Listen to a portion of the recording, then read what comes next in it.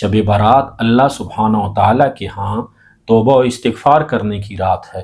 اس رات کے متعلق اللہ کے حبیب کا فرمان ہے کہ اس رات اللہ اپنی تمام مخلوق کی مغفرت فرماتا ہے سوائے دو لوگوں کے، ایک جو مشرک ہو اور ایک جس کے دل میں مسلمانوں کے لیے میل ہو، اس کی مغفرت نہیں ہوتی۔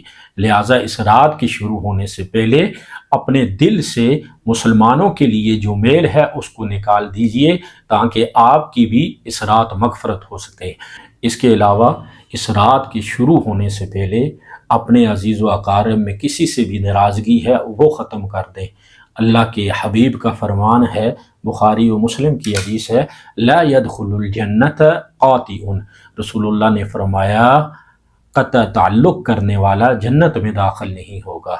اور اسی طرح ایک اور فرمان ہے، بخاری و مسلم کی حدیث ہے، رسول اللہ صلی اللہ علیہ وسلم نے فرمایا جو شخص یہ چاہتا ہے کہ اس کے رزق میں برکت ہو، رزق میں کشادگی ہو اور عمر دراز ہو، تو اس کو چاہیے کہ وہ صلہ رحمی کرے، اپنے رشتوں کو جوڑے، رشتہ داری ختم نہ کرے۔ آج ذرا سی بات پہ رشتوں میں دراڑ پڑ جاتی ہے، ناراضگیاں ہو جاتی ہیں۔ اس رات کے شروع ہونے سے پہلے اپنے عزیز و اقارب کو راضی کر لیں۔ یا اولاد والدین سے ناراض ہو جاتی ہے، وہ والدین جو اولاد کے لیے جنت ہیں، لیکن اولاد ناسمجھی کی وجہ سے اپنے والدین سے روٹھ کر بیٹھی ہے، تو آج ہی اولاد کو چاہیے کہ اپنی جنت کو راضی کر لیں۔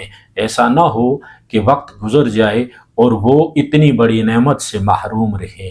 یہ رشتے بڑے عظیم رشتے ہیں، معمولی سی بات پر رشتے ختم نہیں کرنے چاہیے۔